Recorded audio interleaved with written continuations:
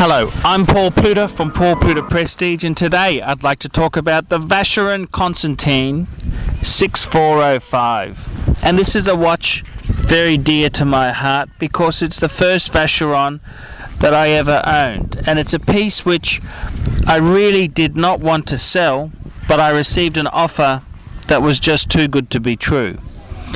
And the Vacheron 6405, it's a classic ultra slim dress watch.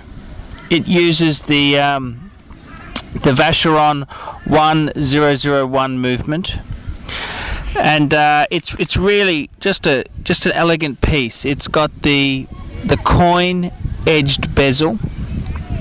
It's got the sub-second at the 6 in classic Vacheron style. It's got the ultra slim movement, which came out late 50s, and this piece was actually sold in 1960. And it's a piece that caused a lot of dilemmas, because after I sold it, I went through this terrible phase where I was trying to balance the dynamics of my collection. And what I mean is I normally would always take my watches out. Every piece had a purpose, and after I sold this Vacheron, quite a few pieces just didn't appeal to me anymore, because the Vacheron was the cement that held them in the collection. And after I sold this Vacheron, I went through a bit of a sales splurge where I sold quite a few pieces off, and it's only recently that I've reinvigorated the collection. And it's quite an amazing thing. One piece can hold so much power. And I am sad I sold my Vacheron. I mean, on the negative, by modern standards, it was a bit small, 33mm piece. It was a bit delicate. It wasn't waterproof. It wasn't any sort of humidity type seals or anything like that. But it was a piece very dear to me. And I love Vacheron, and I really do hope to get a Vacheron again in my collection. But I was offered really good money for it. I bought it originally for about $2,200 from a dealer. I got it serviced, polished, put a beautiful strap on it, and I sold it to an enthusiast for about $4,800. But it's not about the money.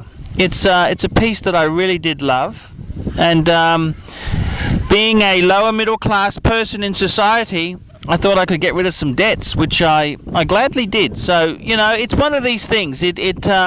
I made a lot of money on it, but it's still a piece that's very dear to my heart.